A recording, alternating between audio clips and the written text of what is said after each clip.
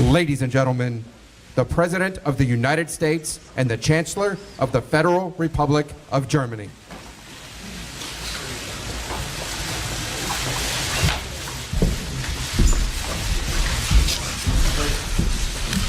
Thank you very much.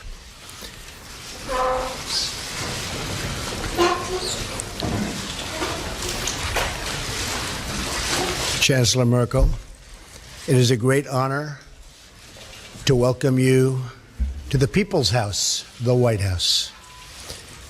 Our two nations share much in common, including our desire for security, prosperity, and peace. We just concluded a productive meeting with the German and American companies to discuss workforce development and vocational training, very important words. Germany has done an incredible job training the employees and future employees and employing its manufacturing and industrial workforce. It's crucial that we provide our American workers with a really great employment outlook. And that includes making sure that we harness the full potential of women in our economy. My administration is in the process of rebuilding the American industrial base. A stronger America is in the interest, believe me, of the world as a whole. I reiterated to Chancellor Merkel my strong support for NATO, as well as the need for our NATO allies to pay their fair share for the cost of defense. Many nations owe vast sums of money from past years, and it is very unfair to the United States. These nations must pay what they owe. During our meeting, I thanked Chancellor Merkel for the German government's commitment to increase defense spending and work toward contributing at least 2% of GDP. I want to thank the Chancellor for her leadership in supporting NATO and its efforts in Afghanistan. This has come at significant cost, including the lives of over 50 German soldiers whose sacrifice we greatly honor. I also appreciate Chancellor Merkel's leadership, along with the French President, to resolve the conflict in Ukraine, where we ideally seek a peaceful solution. Most importantly, our two countries must continue to work together to protect our people from radical Islamic terrorism and to defeat ISIS. I applaud Chancellor Merkel for Germany's contributions, both civilian and military, as a counter-ISIS coalition member. We also recognize that immigration security is national security. We must protect our citizens from those who seek to spread terrorism, extremism, and violence inside our borders. Immigration is a privilege, not a right. And the safety of our citizens must always come first, without question. Over lunch, the Chancellor and I will talk about our economic partnership. We must work together towards fair and reciprocal trade policies that benefit both of our peoples. Millions of hardworking U.S. citizens have been left behind by international commerce, and together we can shape a future where all of our citizens have a path to financial security. The United States will respect historic institutions, and we will also recognize the right of free people to manage their own destiny. The close friendship between America and Germany is built on our shared values. We cherish individual rights, we uphold the rule of law, and we seek peace among nations. Our alliance is a symbol of strength and cooperation to the world. It is the foundation of a very very hopeful future. Thank you. Sehr geehrter Herr Mr. President, ladies and gentlemen, it is a great pleasure and privilege to be here today in the White House together with President Donald Trump and have a first personal one-on-one meeting and an exchange of views. In the period leading up to this visit, I've always said it's much, much better to talk to one another and not about one another, and I think our conversation proved this.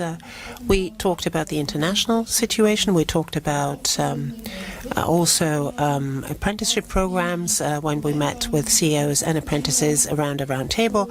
As regards the shared interests that we have, let me look back into the past. We, the Germans, owe a lot to the United States of America, particularly as regards the economic rise of Germany. This was primarily due to the help through the Marshall Plan. We were also able to regain German unity after decades of the United States standing up for this together with other allies and standing by our side during the period of the Cold War. And we are very gratified to know that today we can live in peace and freedom as a unified country due to that. So I was gratified to know that the President underlined how important he thinks NATO is. NATO is of prime importance for us, and it was not without very good reason that we said during our summit meeting in Wales that also Germany needs to increase its expenditure. We committed to this 2% goal until 2024. Last year we increased our defense spending by 8%, and we're going to work together again and again on this. And we said that obviously defense and security has a lot of different assets and facets to it. On the one hand, it's supporting missions in Africa, for example. It's also promoting development assistance, but it's also helping missions in Africa, for example, in trying to stand up for their own safety and security. We continue to be in conversation. What was important for us today was that we were able to talk about Afghanistan, talk about what, as the President quite rightly said, the continuing mission of Germany in Afghanistan. I am very glad that the United States are intending to continue to commit to the Afghan mission as well. Together we fight against Islamist terrorism. Germany is going to step up its work and is going to continue its work in Afghanistan and also in Syria. We're going to monitor the situation there very closely. We're going to work on political solutions in Syria, but also in Libya, what we talked about. I am very gratified to know that the American administration and also the President personally commit himself to the Minsk process. We need to come to a solution of this problem. There has to be a safe and secure solution for Ukraine, but the relationship with Russia has to be improved as well. Once the situation there on the ground is clarified, Minsk is a good basis, but unfortunately we haven't made yet the headway that we want to, but we are going to work together with our experts in the next few months to come on this issue. I am also here in my capacity as G20 President. You know that we will be hosting the G20 the G20 summit, this year, and I'm very pleased that the President has committed to attending this summit. We're going to talk at some length over lunch about the issues. We say trade has to be rendered fairer. There has to be a win-win situation. We can talk about the details of that. We've already seen today when we had an exchange with our CEOs and also with our apprentices what sort of potential we can tap, what sort of potential our two economies have. It's very moving to see, particularly meeting with these young people, what sort of work towards the future is being done by our companies there. So particularly in this period where we're transiting from traditional manufacturing to Industry 4.0, capacity building, skills are so important, incidentally, not only for young people, but also for those who maybe have lost their jobs and need to be reskilled in order to find a job again. And that is an issue I know is very important for you here in the United States, but it's also important for us in Germany. So I can say there are a number of issues where we will continue to cooperate very closely on the level of our experts, but also on our level. We had a very good first exchange of views, so I'm very much looking forward to the talks we will have over lunch. Thank you. Thank you very much. We'll do a couple of questions. Mark Halpern. President, thank you. A lot of Americans now have anxiety, like 8 years ago, as the government here debates what to do about health care. So I'm wondering if you can tell people what your bottom lines are, what's non-negotiable. You talked in the past about saying no one should be denied health insurance if they can't afford it. You talked about The gentleman needs to use a microphone. Are those your part of your bottom line? Would you veto any piece of legislation that violated those? Madam Chancellor, I'd like to ask you. President Trump's got a different style than the most recent past U.S. presidents. I'm wondering what you think of that style, if you think it's good for the world, or if you've got any reservations. Thank you both. Thank you, Mark. We just have a really wonderful group of people meeting later. We met with 12 pretty much no's in Congress. You saw that a little while ago, and they went from all no's to all yeses. And we have a lot of yeses coming in. It's all coming together. We're going to have great health care. It's going to be passed, I believe, I think substantially and pretty quickly. It's coming together beautifully. You have the conservative groups, you have other groups, everybody wants certain things. In the end, we're going to have a great health care plan. Now, I have to tell you that Obamacare is a disaster. It's failing. I was in Tennessee. We had a tremendous crowd the other night, and they have half of the state is uncovered. The insurance companies have left, and the other half has one insurance company, and that'll probably be bailing out pretty soon also. They have nobody. You have many states where they have one, and you have a lot of places now where they'll have none. Obamacare will fail. It will fold. It will close up very, very soon if something isn't done. I've often said politically the best thing I can do is absolutely nothing. Wait 1 year, and then even the Democrats will come say, please, please, you got to help us. But it's not the right thing to do for the people. We have a great plan. We have a plan that's getting more and more popular with the Republican base, with the conservative base, and with people generally. The press has covered it very inaccurately. People are truly covered well. And I think it's going to be something that's going to be a model to be looked upon. I'll tell you after we're finished.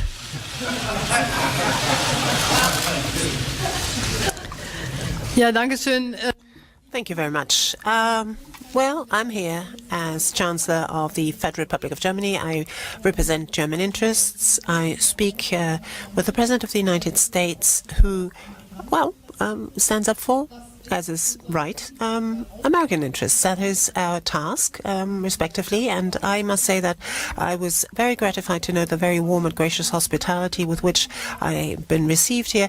We held a conversation where we were trying to address also those areas where we disagree, but to try to bring people together, try to show what is our vantage point, what is the American vantage point, and then try to find a compromise which is good for both sides, because we need to be fair with each other. Each and everyone is expecting for his or her leader that something good comes out of it for their own people. For Germany, I can say, well, people are different.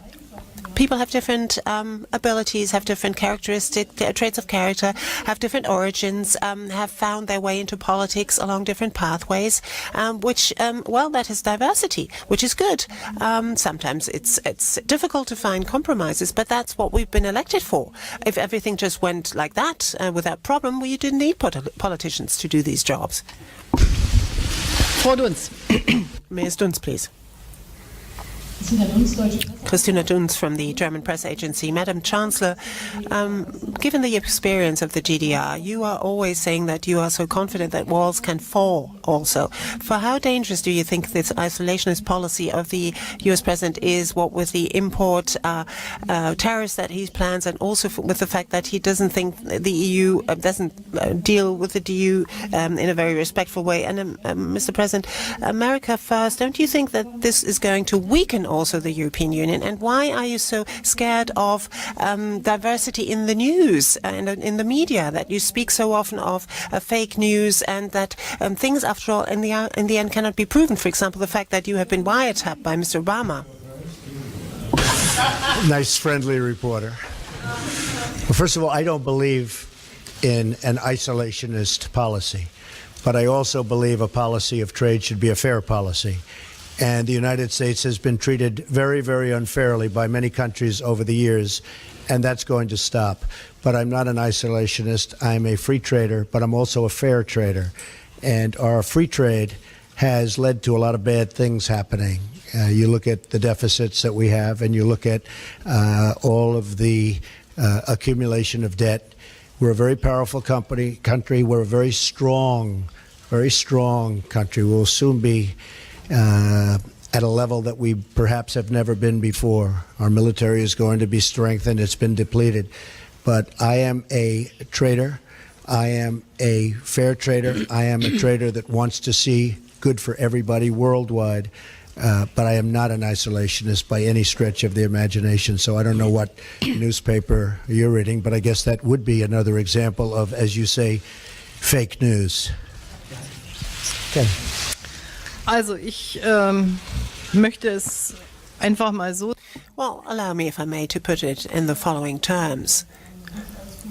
We haven't yet had time to talk at a great length about economic issues, but I would say that the success of Germany in the economic area, but also on security and peace, that the success of Germans have always been one where the German success is one side of the coin, and the other side of the coin has been European unity and European integration. That's something of which I'm deeply convinced, and I'm not only saying this back home, I'm saying this here, I'm saying it in the United States and also here in Washington in my talks with the President. Secondly, I believe that globalization ought to be shaped in an open-minded way, but also in a very fair way. Freedom of movement within the European Union, for example, is a very important element of our economic progress, of peace, has been for many, many decades. The European countries for many, many centuries waged wars against each other. We have to protect our external borders because, and there we have to work on the basis of mutual interest with our neighbors.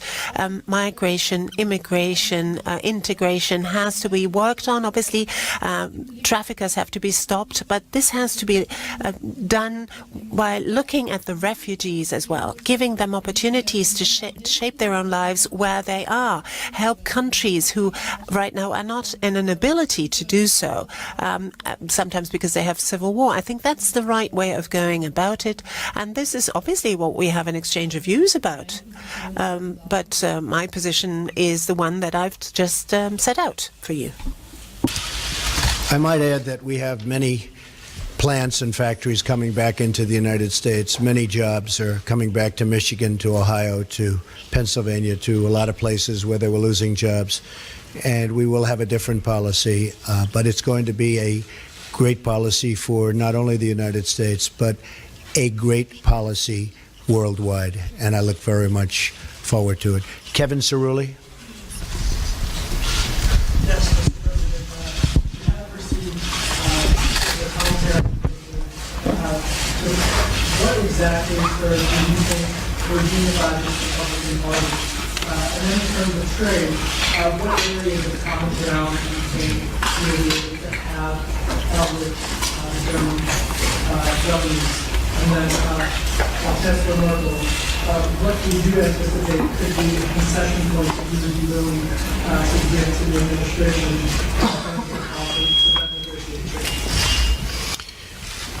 Well, Kevin, I think we have a very unified Republican Party. After all, we have the presidency, we have the House, we have the Senate, and we're getting along very well, I will tell you. And if you were at the meeting that I just attended, where we took 12 no's or semi-no's, no yeses, and within a short period of time, everybody was very much on board, and a commitment to vote yes.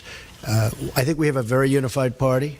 I think actually more unified than even the election. You see, when they talk about me, I seem to be very popular, at least this week, within the party, because we have our highest numbers, the highest numbers that I've ever had in the party.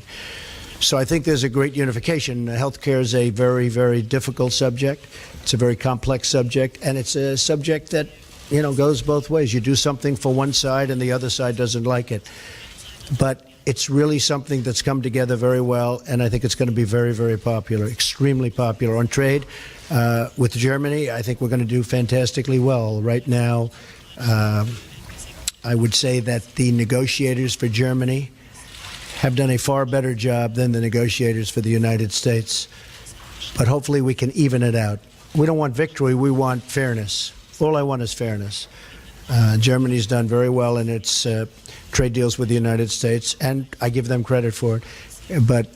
And I can speak to many other countries. I mean, you look at China, you look at virtually any country that we do business with, it's not exactly what you call good for our workers. I mean, you look at the horrible NAFTA transaction. NAFTA has been a disaster for the United States. It's been a disaster for companies, and in particular, it's been a disaster for the workers. A lot of the companies just moved. But the workers are strewn. It's probably the reason I'm standing here. Maybe number one, that, and maybe the military, building up our military, which we will do, and we will be stronger than ever before, and hopefully not have to use it.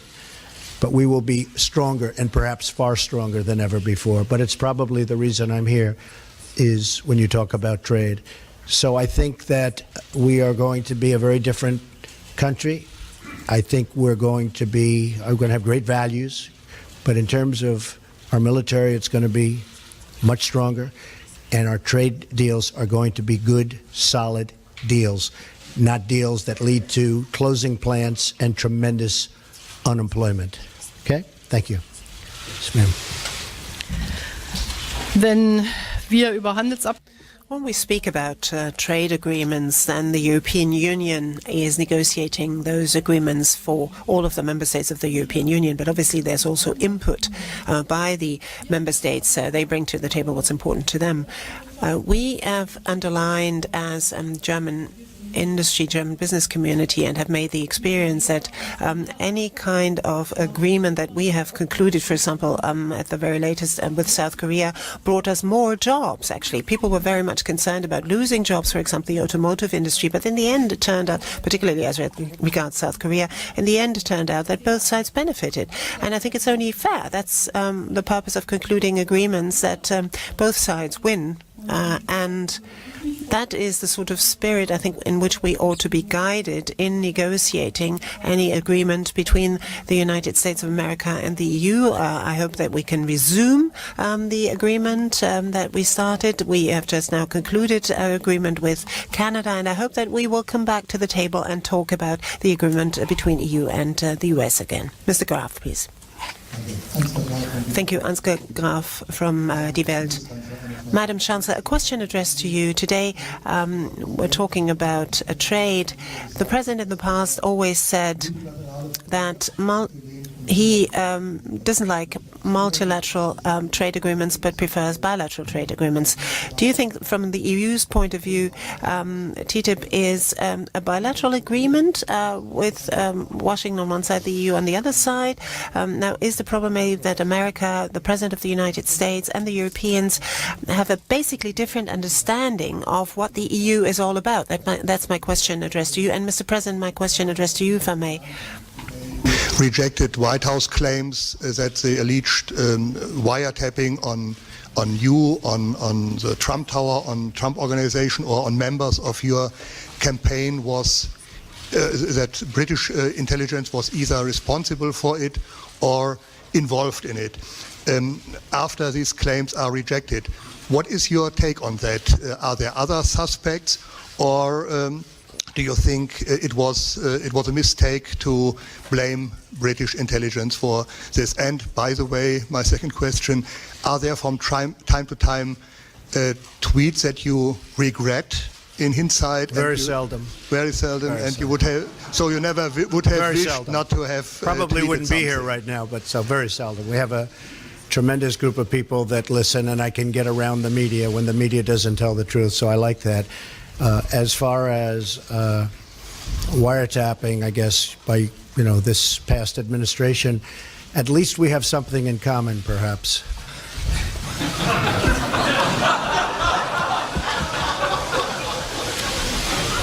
And just to finish your question, we said nothing. All we did was quote a certain very talented legal mind who was the one responsible for saying that on television. I didn't make an opinion on it. That was a statement made by a very talented lawyer on Fox. And so you shouldn't be talking to me, you should be talking to Fox. Okay? Thank you. Ja, ich glaube, dass der Präsident Well, I believe that the President has clearly set out his philosophy as to what trade agreements have to bring about for the American side as well. I personally don't think that Germany needs to negotiate and not the European Union. We've devolved our competences to the European Union, so the European Union, or rather the Commission, negotiates on behalf of the member states. So that's not going to prevent us from concluding agreements. For me, indeed, this would be then qualify as a bilateral agreement between the EU and the United States if we had it. But the question is, will it be of benefit to both countries or not? And let me be very honest, very candid. A free trade agreement with the United States of America has not always been all that popular in Germany either. There have been less demonstrations against this free trade agreement in the United States than in Europe and also in Germany. So I am very glad to note that apparently the sort of perspective on that has changed a little bit, at least in Germany too.